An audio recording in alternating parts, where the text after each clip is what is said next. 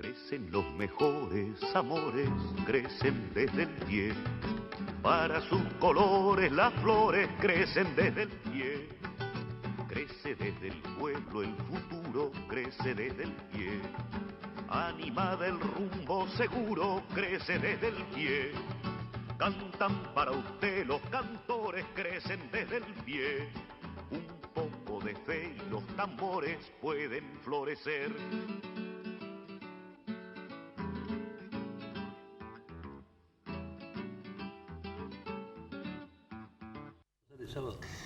Sí, así es. Esto es, desde el pie, una construcción colectiva que, bueno, que todos los sábados a esta hora, hace ya, bueno, cursando el cuarto año de programa, venimos tratando de hilvanar una serie de historias con personajes y personas y militantes y pueblo, parte de él, que tiene algún tipo de responsabilidad sobre algún tipo de organización, cooperativas y un montón de cosas.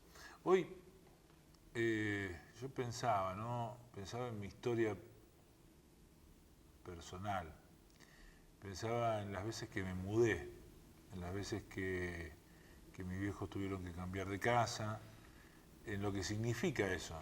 Son como pequeños exilios, ¿no? Porque uno pierde el olor, pierde a las personas, a los amigos, la escuela.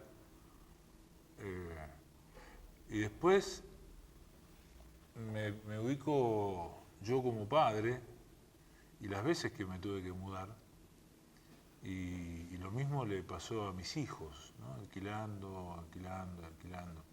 Y recuerdo el tiempo de mi viejo, y un poco más atrás, allá en el tiempo, cuando había laburo, cuando el banco hipotecario era un banco del Estado, que le prestaba a los trabajadores para que hicieran sus casas, con una cuota accesible que pudieran pagar y que tuvieran que ver con lo que ganaban.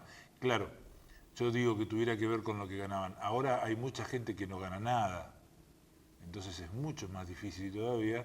Y por otro lado, el banco hipotecario es un banco privado, que más que un bienestar social, lo que está buscando es negocio.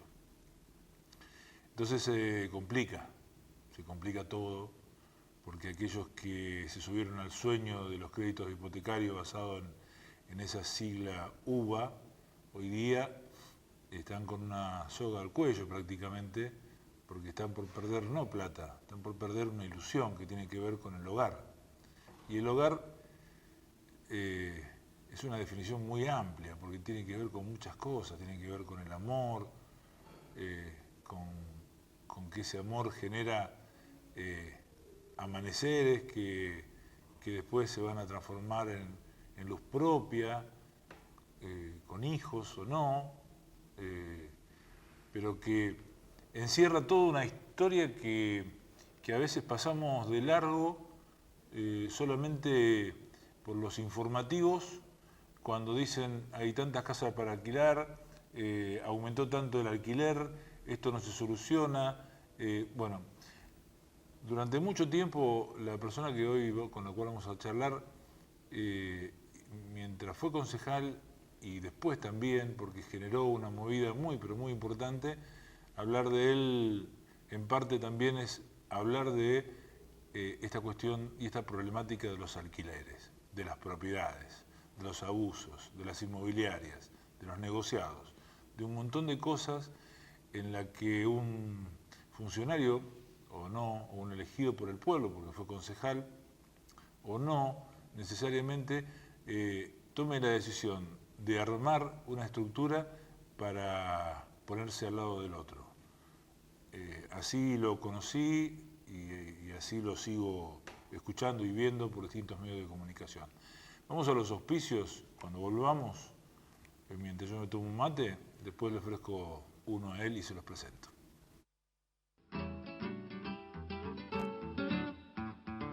Sindicato de Obreros y Empleados Aceiteros de Rosario. Federación de Trabajadores Aceiteros y Desmotadores del Algodón de la República Argentina.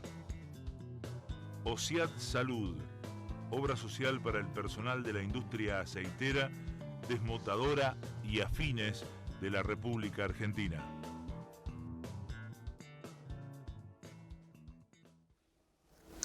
Bueno, le voy a ofrecer un mate, Nire Roldán.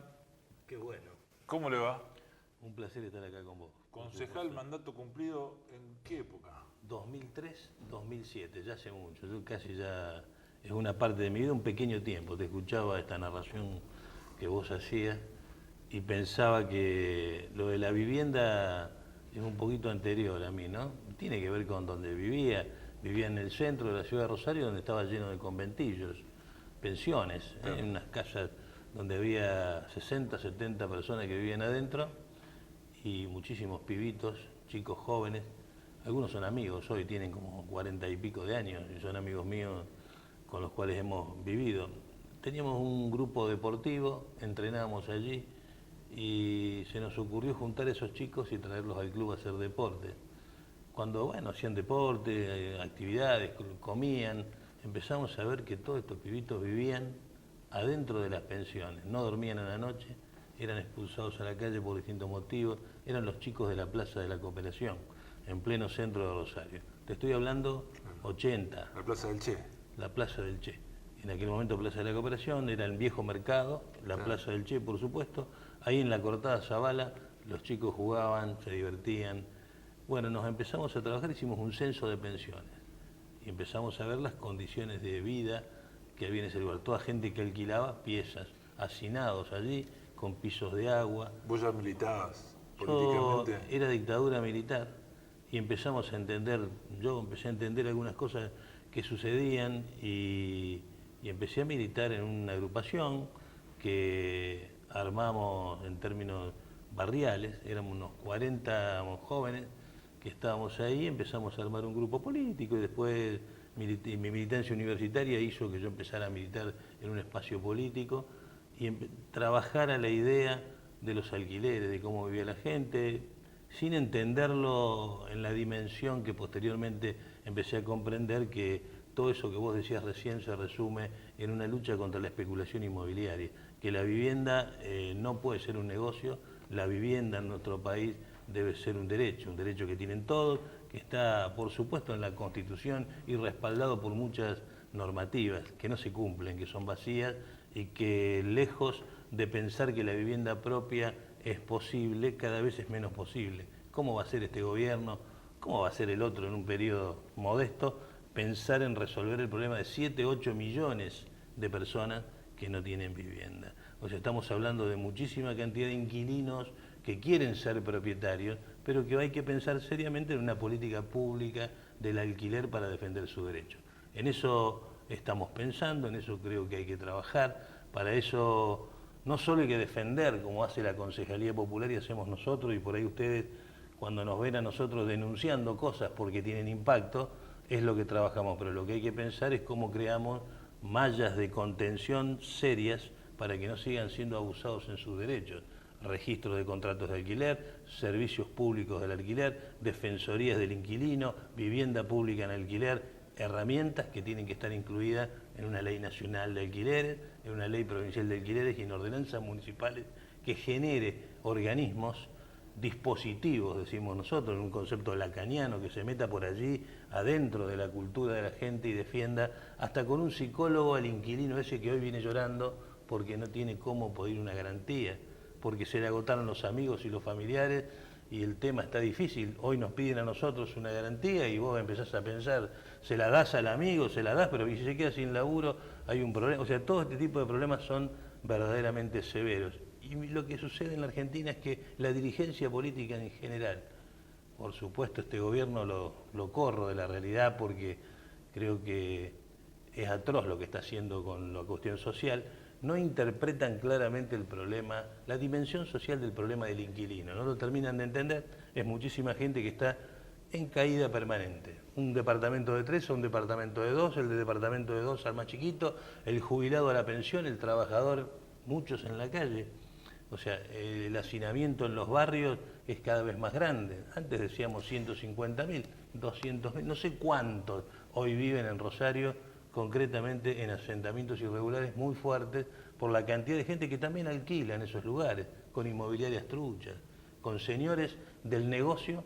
O sea, mientras todo esto sucede, del otro lado hay señores que hacen negocios gigantescos en Rosario. ¿Pueden esos señores, que me imagino que te referís a las constructoras, inmobiliarias y todo ese rubro, ¿no? A los fideicomisos, a los fondos. Pueden, vamos a llamarlo así, ¿pueden esos señores hacer esos negocios sin connivencia de los estados? Seguramente no. La mayoría de los suelos que han conseguido para construir vilmente fueron acuerdos en los viejos, en esas tierras públicas del ONAVE, Organismo Nacional de Bienes del Estado, que le fueron cedidos, espacios que deberían ser municipales y que fueron hechos públicos privados, alturas que son en connivencia con los consejos municipales, en Rosario, en Mar del Plata, en Córdoba, en Buenos Aires, es así. O sea, claramente para construir como se construyó el Código Urbano en la ciudad de Rosario, que permite construcciones determinadas, bueno, claramente fue una negociación con el sector económico más concentrado y que hizo a su piacer como quería ser. Fíjate que hablábamos en aquel momento, discutíamos cómo tenía que ser, qué límites de altura y esas cosas. Y nos decían, no frenen el desarrollo de la ciudad, porque la construcción, el meter plata en ladrillo es la construcción. Vamos a tener la solución construyendo vivienda. Sí, pero ¿vivienda para quién? Se construyeron cantidades y cantidades de departamentos en la ciudad de Rosario con el dinero de la soja, con el dinero negro de la usura, de la especulación financiera, con el dinero del narcotráfico, con el dinero de distintos sectores. Todo ese dinero negro está puesto en ladrillos, pero no para los sectores populares, porque hay cada vez más inquilinos que no tienen dónde ir a vivir. Entonces, ese problema, creo yo, estos señores de guante blanco, que son peores. Yo lo escuché hace pocos días decir a Juan Monteverde en el Consejo Municipal una cosa con la cual estoy totalmente de acuerdo, la decimos permanentemente. Claramente que hay tipos que están allí y defienden más el interés de los otros que el interés de los sectores populares. O sea, en el mismo momento que estaba esa sesión, estaban los muchachos de Necochea y Pasco y Necochea, que tienen un terreno que viven hace 46 años. Está en una propiedad, hasta lo conocés seguro porque hay algunos que son militantes, que lo conocemos, viven en ese lugar. Resulta que allí un señor de estos desarrolladores inmobiliarios le compra el inmueble con otros nombres, ¿no? Prestanombres y tipos que están allí y quieren construir, o sea, y avanza una construcción sobre ello. Estamos frenando judicialmente ese tema en tribunales. En otros lugares donde hay asentamientos impresionantes, como el barrio La Cariñosa, alguna vez te debo haber contado, en ese lugar viven, no sé, 10.000, 15.000, 20.000 personas, incontable la cantidad de ciudadanos que viven a Avellaneda hasta la Aceitera, digamos, de circunvalación en ese ámbito, y resulta que ese lugar, el ONAVE se lo vendió a un señor que compró un pedazo de terreno. En la justicia ya no saben qué hacer los jueces para esconder el problema. ¿Cómo vamos a desalojar a esa gente y ahí le vamos a permitir a este pingüe negocio que pagaron 25 pesos el metro cuadrado, hagan algo ahí?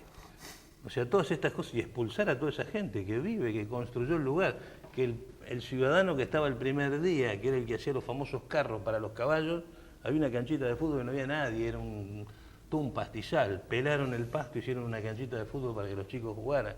Hoy está totalmente habitado, hoy hay una avenida, ahora aparecieron los dueños. Bueno, todas estas cosas son especulaciones inmobiliarias que en las ciudades hay que frenarlas. En las ciudades donde hay extractivismo urbano. Donde... ¿El Estado municipal tiene potestad para hacer ese tipo de cosas o depende más del provincial?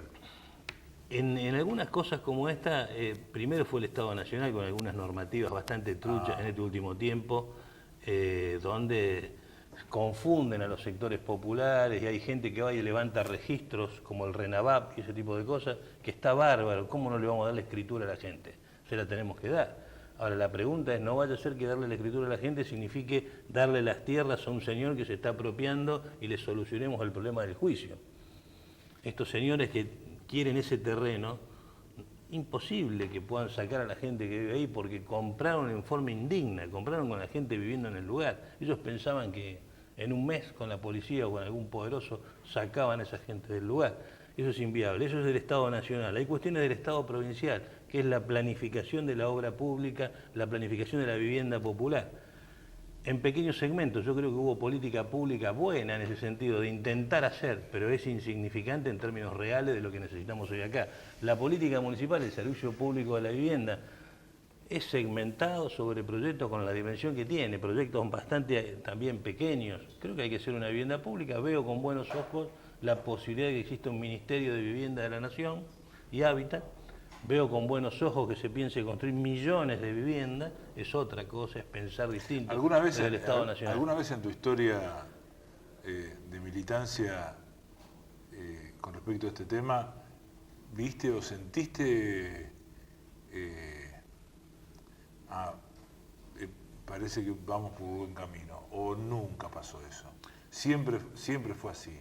Yo viví una etapa, era joven, militante universitario, y me pareció que lo que se hizo con el crédito hipotecario de la década del 80 en el gobierno de Alfonsín, esa es la política que debería hacerse. Quizás la implementación de la política fue mala, en el medio se chocaron y aparecieron esos mismos señores que estaban en la dictadura y que hacían la obra pública, que empezaron a presionar para quedarse con los negocios, ese tipo de cosas. Ahora, la vivienda que se construyó en ese momento me parece que fue un salto de calidad. Pensar que el trabajador con el 20% de su salario podía tener una propiedad y que el dinero tendría que salir de algún lugar.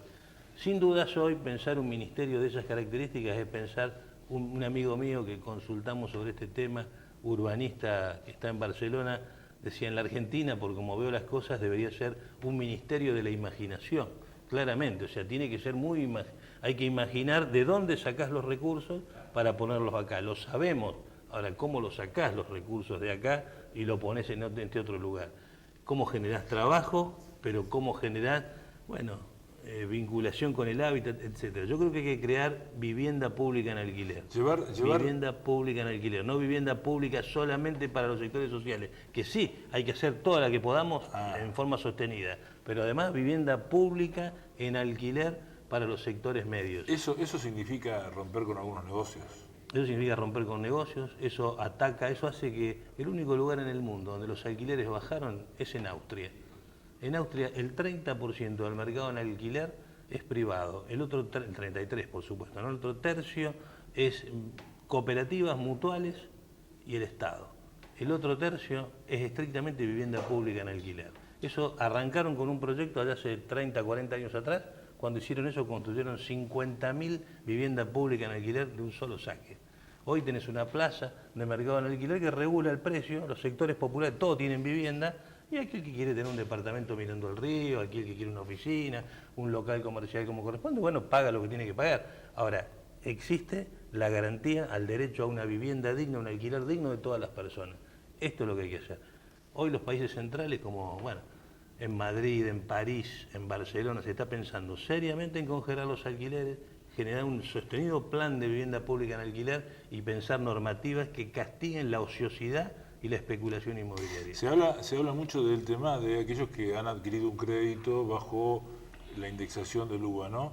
Pero se habla poco de cómo ha afectado al alquiler esta serie de evaluaciones que ha habido en tan poco tiempo. Que ha llevado al dólar de, qué sé yo, no sé, ya ni me acuerdo, pero de 20 pesos, 25 pesos a 60.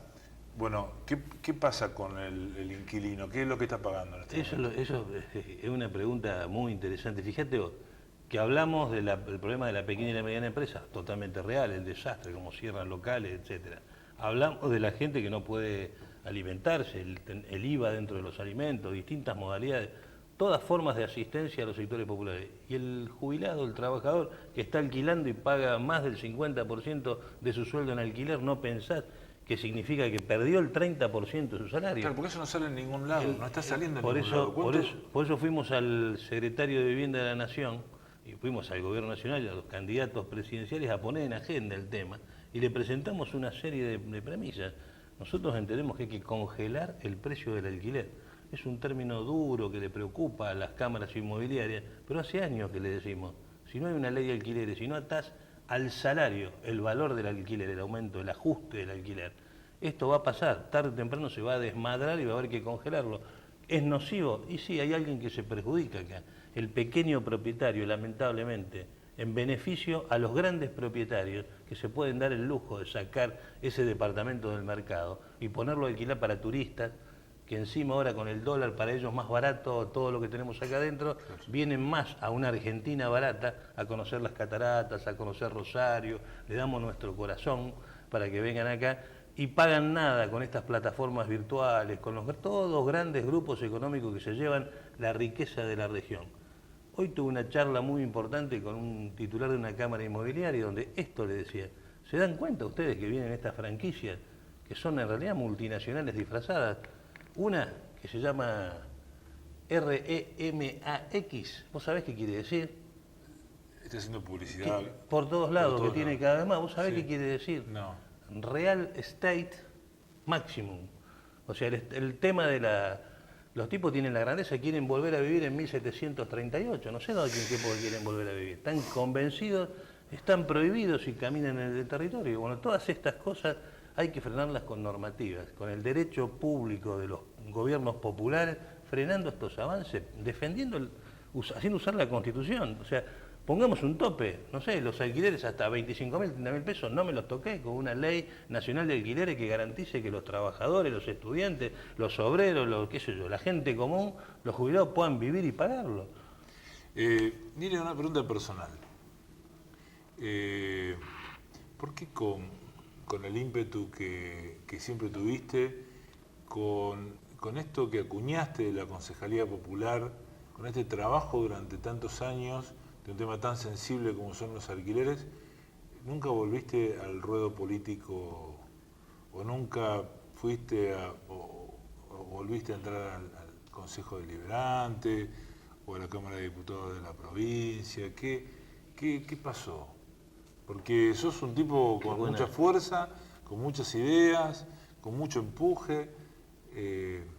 Bueno, eso son opciones políticas. O sea, vos también sos muy orgánico, digamos, fuiste muy orgánico. Sí, yo soy un militante político, asumido, militante social y político, y creo en la construcción política. Tenemos un partido con Fabiana Ríos, la ex gobernadora de Tierra del Fuego, con Magdalena Odarda, senadora nacional por Río Negro, en Capital Federal un grupo de gente que hoy estamos saliendo a Pino Solana, en Rosario estamos armando con sectores populares cada vez más anchos y que tienen hoy trabajo de base, pero no nos dio partidariamente.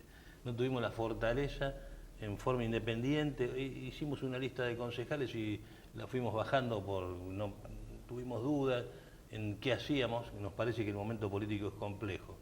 Es difícil hacer política con los alquileres, creo que son dos cosas diferentes. Una cosa es la vehemencia de la construcción social y otra cosa es la vehemencia de la construcción política. No siempre articulamos con inteligencia, pero no negamos a que en breve podamos garantizar eso. No abandonamos esa bandera. A mí no me cabe duda de eso. Lo que no vamos a hacer es bajar la bandera negociando y yendo a lugares que no nos parecen. Pudimos haber estado en la municipalidad liderando este proceso de los alquileres en la municipalidad. Estábamos en desacuerdo en cómo se aplicaba y no aceptamos el lugar.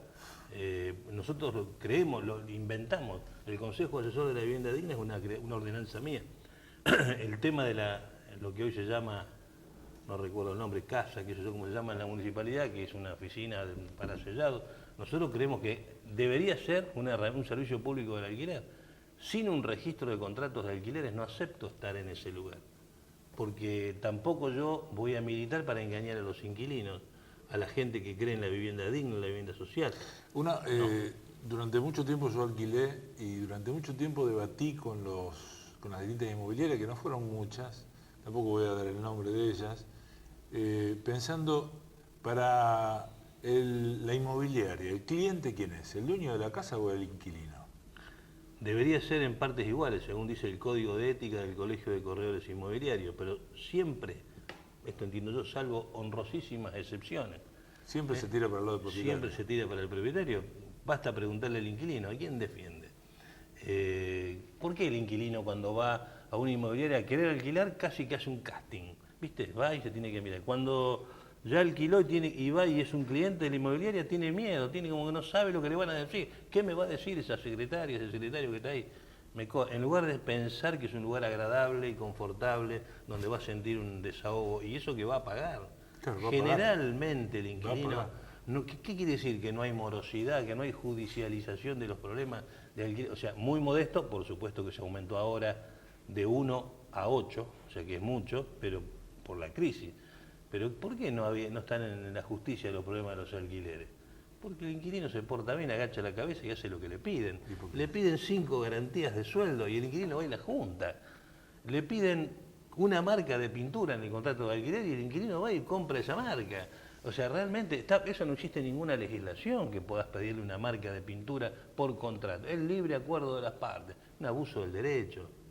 Es un abuso concreto al inquilino. Todas estas cosas, si hubiera un servicio público de alquiler, se terminan. Un abogado cualquiera, de los más sencillos, mira un contrato y le dice, no, viejo, esto está violento. ¿Cómo vas a hacer un contrato que viola la ley?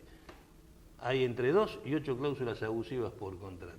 ¿Cómo vamos a permitir estas cosas? Creo que hay que frenarlas y para eso hay que tener fe. Lamentablemente vamos a seguir remando hacia el lado.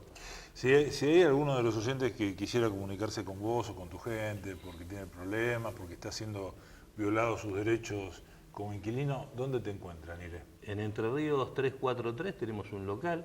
Allí los miércoles hay reuniones específicas de inquilinos, puede acercarse. Todo aquel que tenga problemas de propiedad se puede acercar, estamos ahí.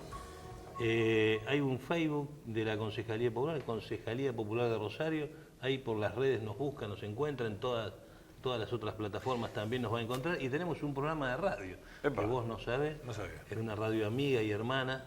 ¿En cuál? En Aire Libre. En Aire Libre. En Aire Libre, allí los domingos de 11 a 12 atendemos un programa de la Concejalía Popular, atendemos todos estos problemas. Mirá qué Le bueno. tiramos el número y el inquilino te dice, me está pasando que viene una inmobiliaria que no sabemos qué pasa, no está matriculada, mi inmobiliaria trucha. Entonces empezamos a hablar del tema y contamos los problemas.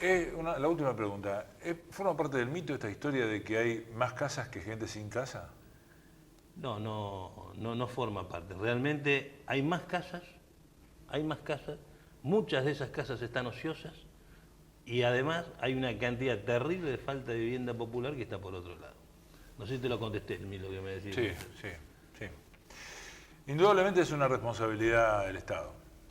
Fundamentalmente hacer cumplir la Constitución, que es la Carta Magna, en el artículo 14 bis, habla de eso, ¿no? De la vivienda digna. El último párrafo, construir la vivienda digna para todas las personas. Así es.